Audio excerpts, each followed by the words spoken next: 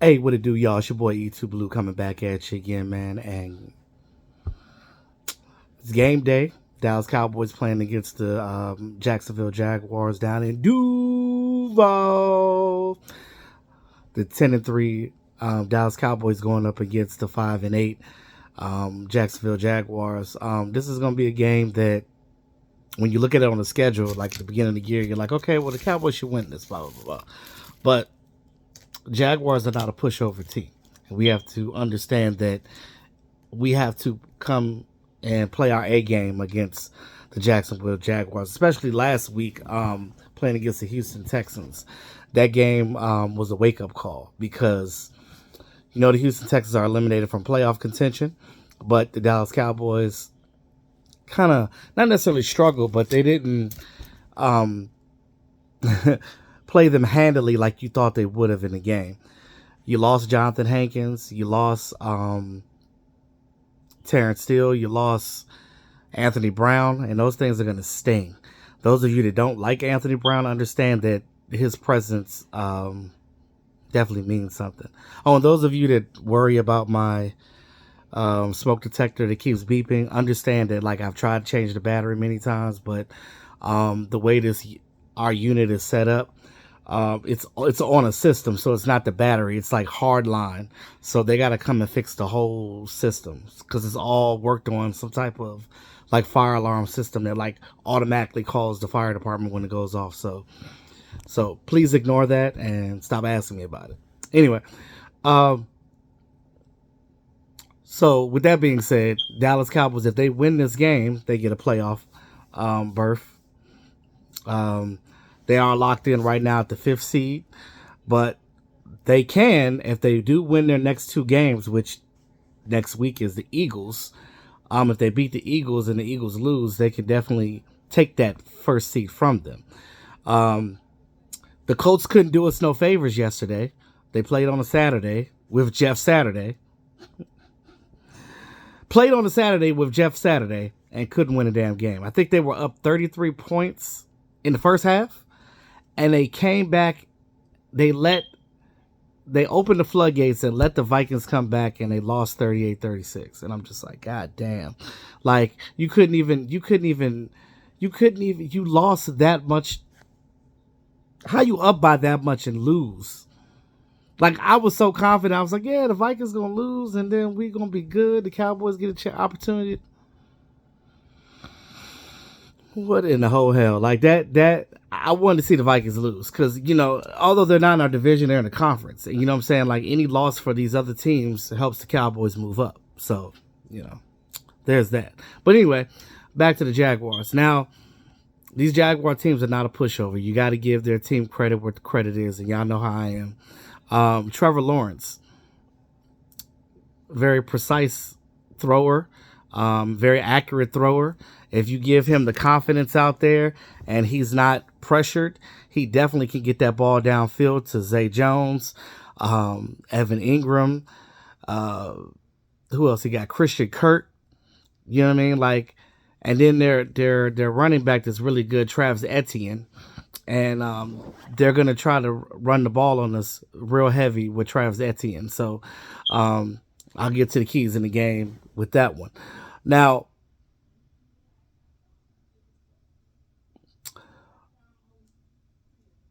for the Dallas Cowboys to win this game, they have to come in here laser focused, right? And I think last week was a wake up call for them because they lost to. I mean, they didn't lose.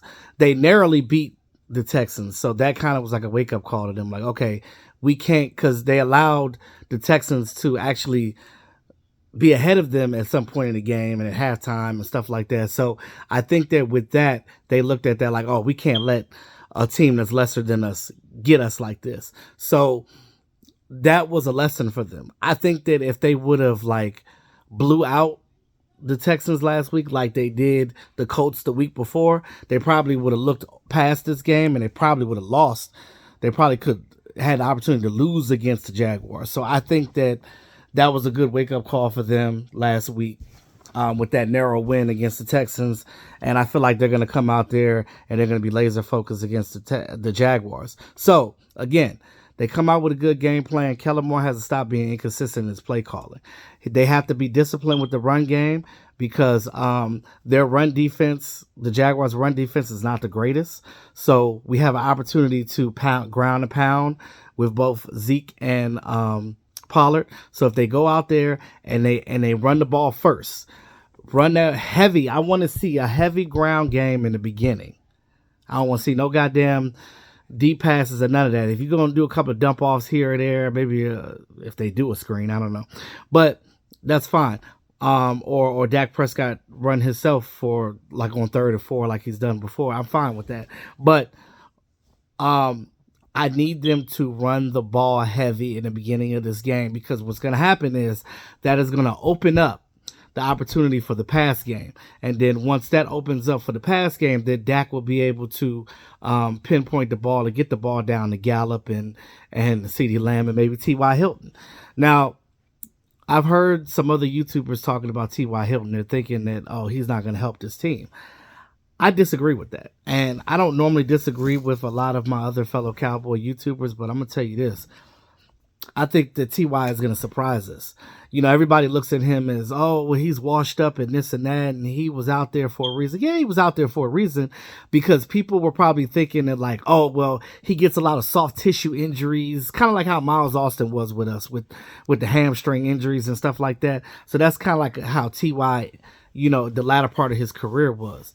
But let's not forget, he may not be the same player he was when he was, you know, leading the league and or leading his team in catches and stuff a season, over 1,000 yards catches and making the Pro Bowl 4 times and stuff like that. Yeah, I get that. But for the Cowboys, he doesn't need to be that. All he needs to be is that veteran presence, which also helps CD, which also helps Gallup. And teams still respect him as a wide receiver. So if he's out there, you still got to cover him, because he's still a deep ball threat. And he's a yak threat. He's a guy that can catch the ball on an 18-yard out and run that shit in for a touchdown. 55 yards out. So just because he's not what he was don't mean he still can't do it. You know what I mean? Like, he can be a guy like how Deshaun Jackson was used later in his career. You know what I'm saying? Like a guy that can still kill you. You know what I'm saying? Like, he can still make your defense look stupid if they're not paying attention to him. So I think that T.Y. is a great addition. I don't know what this whole Odell thing is going on, talking about we're going to sign him. Skip is capping out here. I don't know what the hell Skip talking about, but he's still 4 to 6 weeks out playing. So after this game, there's only 3 more games left in the season and the playoffs start.